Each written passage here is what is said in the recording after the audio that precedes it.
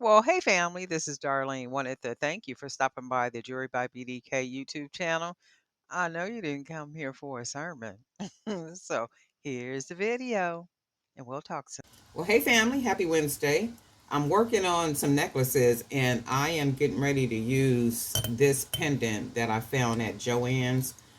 This is the second time I bought this pendant simply because I like it and then all the different colors and stuff. People shy away from using multicolors or the rainbow because of what society says that it represents. But from the beginning, the rainbow was placed in the sky by God, and that was his promise to say that he would never destroy the world again with water. So if you're afraid to use multicolors or rainbows and all those colors mixed in together because you think that people are going to identify you with a special population of people, I mean, you shouldn't. They're just people. They're doing what they are doing. Although God says don't do it, that's between them and God. We are not to judge them or look at them in any harsh type of way or anything. And love people, treat them as human beings, and keep it moving. But anyway, I'm using this pen right here, pendant, and I'm gonna just see how it's gonna come out because if I've been kind of saying it in different videos because the bevel is so high, it leaves a lot of space, and I don't like space, so I might have to just like people, I might have to just accept this pendant how it is and keep it moving, right? But in the meantime, I am going to try to at least hide a little bit of it, and I'm gonna use some wood beads to get started. So because it is one of those kind of pendants where you just can't do a whole lot with it. If I wrap wire around it right here, that would hide the beauty of the pendant. So I'm like, okay, you just gotta take this one and just do what you will with it because it is what it is. So I'm gonna just use a couple of these small beads, and then I'm going to use some of the beads that I painted. I got all kind of stuff on this table because I've been doing some work, so I didn't turn the camera on. Some things I just don't want to videotape, not everything.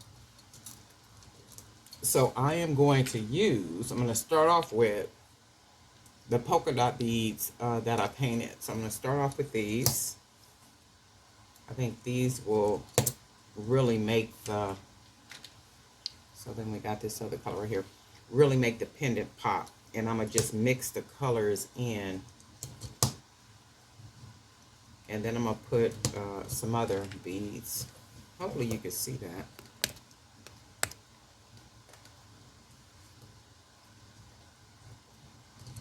And necklaces are really easy, especially if you know what pieces you're going to use, the supplies. And see, that's pretty.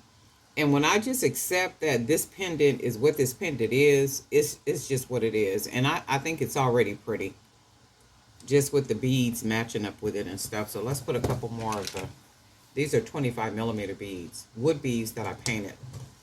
All the supplies for you to paint your own beads are in the description. A link is in the description below. It'll take you to my Amazon store.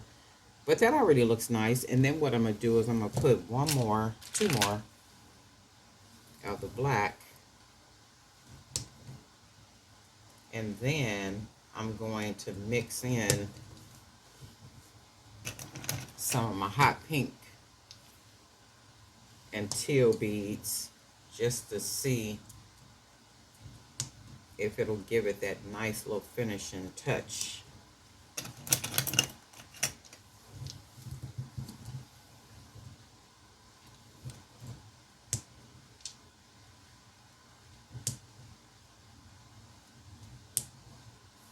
Put 4 on each side and then see what it looks like. Oops. I like the way it looks. I think it looks really pretty with all the colors on it. And I'm thinking maybe I'm going to start the hot pink and teal down further. So I'm going to take these two off and then start it more down here. So let's do that.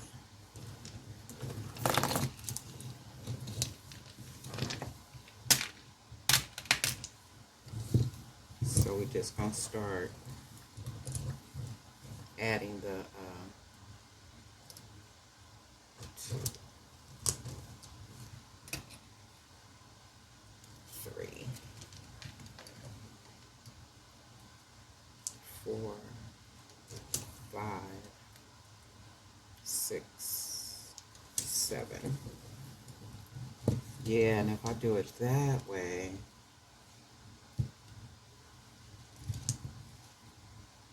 I like it like that.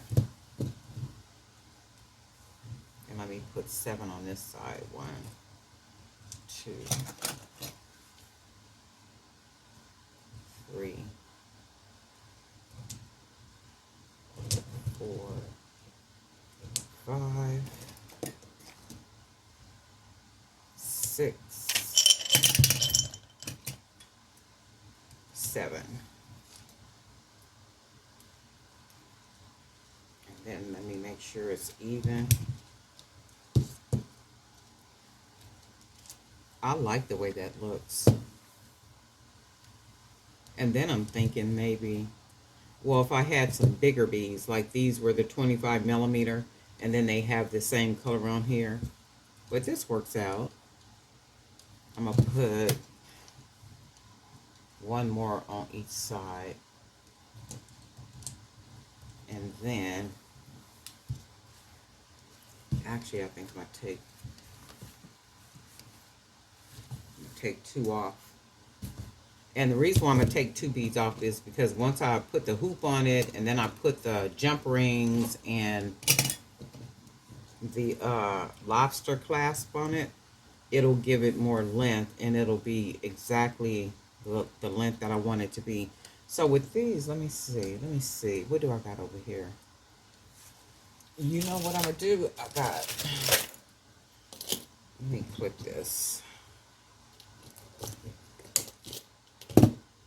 So I'm going to finish it off with these 9 millimeter beads that look just like the bigger bead. So now I got the smaller beads here that looks just like these. And I'm putting the smaller beads, as you know, because of the hole in the bigger bead. And that's what we're going to do. Use that as a stopper. So then what I'm going to do now is take the end, pinch it, and then close it off. And then take the other side, pinch it so I can close it off, and then start wrapping the wire. I like to take the wire around the bottom of the bead at least once, and then I can take it back around. And because I didn't give a whole lot of extra wire for this, it's not as much wrapping, and that's okay. So what I'm going to do, take the end like I always do, roll, oops, I'm so heavy-handed, and roll it, and then smash it down in the middle so you don't feel anything. And then I'm going to go back to the other side, take the wire down once around the bead, take it back up.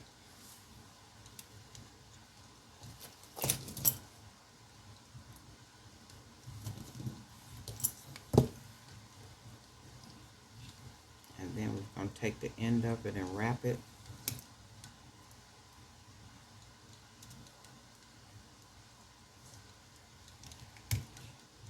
Just have to close that one down.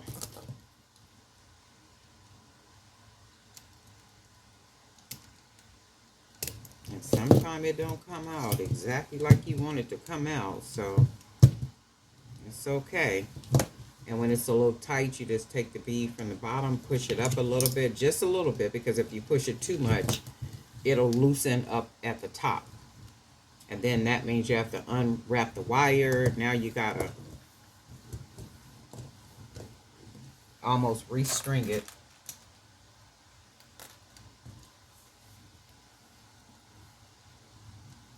And I'll come back and put, I think I've done on video how I put the lobster. It's only adding the jump rings and then putting the lobster clasp on. That's how I usually finish off all my necklaces. Nothing special. There is a couple of ways to close it off that I'm going to try. I haven't did it yet though, but I'm gonna do it.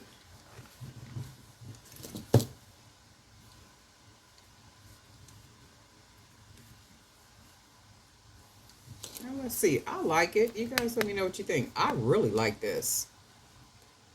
And see, you just got to live with it. It's just the way that the pendant is made. So even closing it off just a little bit with these beads, just kind of hugging it, still takes away from all that extra space. And y'all know I just that extra space up in there just drives me crazy.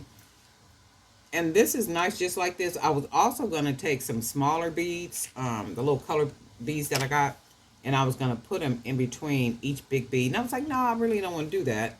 I want to do more like a two-tone, not two-tone, but a multi something, that matches well with the pendant. And I think this one came out really good. I like the way the beads marry together. I just really like the this hot pink fuchsia and the teal that goes together.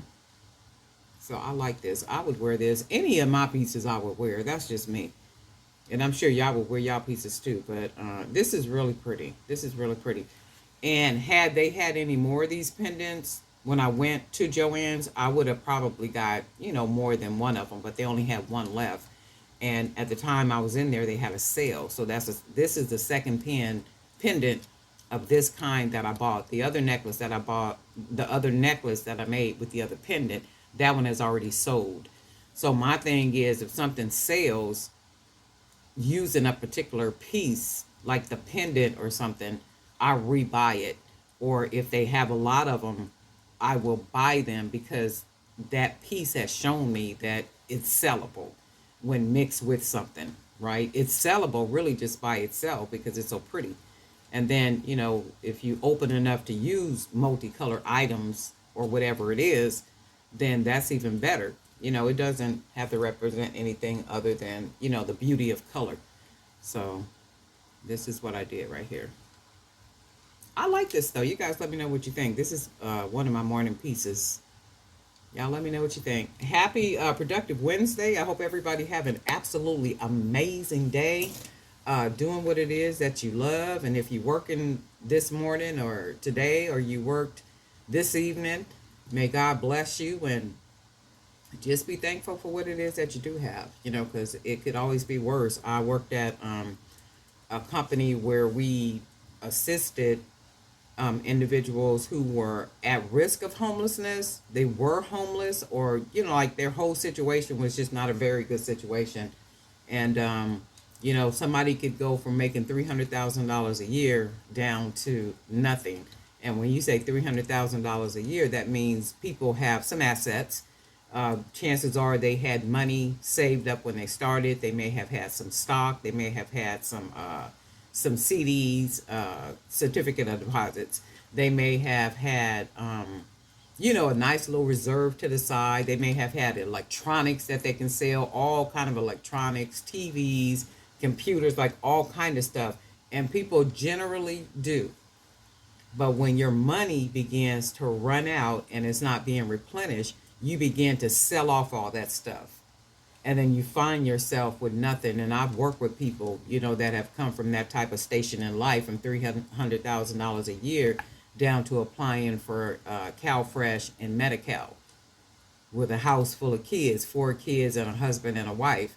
And for me, I would just I never understood the concept. And I guess people do what people do, of the wife not working or not bringing in any income, and everything is solely on the man.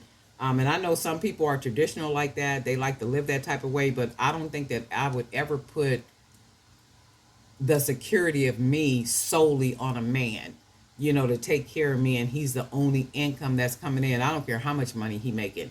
To me, that just don't make no sense. And maybe I think that way because I have, well, not because I've worked with people and I've seen that situation. I just don't, for me, it wouldn't work. I just can't, I couldn't, I would never want to do it, and I hope that I would never be capable of doing that. Just solely depending on a man, where his income comes in, and I got to ask him for money, or I got to, can I do this with the money, or can I? And women have access to the money, right? But I still have to ask you and make you aware of it. Well, do you mind if I do this, or do you mind if I do that? Or if one time you overspend by $30 because little Johnny needed a pair of shoes and he didn't want the Walmart brand, he wanted some Nikes, and you go buy them. Now you got a situation you got to deal with because the one who makes all the money has an issue with it. I just I don't see that. But I would think sometime while talking to these people, that would be my thought. Well, why didn't you get a job? Like when the kids get old enough and they're in school all day, why didn't you just go get a job? And then they would say, I wouldn't ask them that way, but I'm just like, okay, well, have you considered going to get a job at some point, or did you consider it? Well, the kids still need me. Well, the kids is at school all day. So if the kids are at school all day and they're bigger kids now you just being lazy, basically. Okay, because them kids don't need you no more once they hit school. They ain't thinking about you. But anyway, just a little rant for today. And this my the necklace. And guess what, family? We'll talk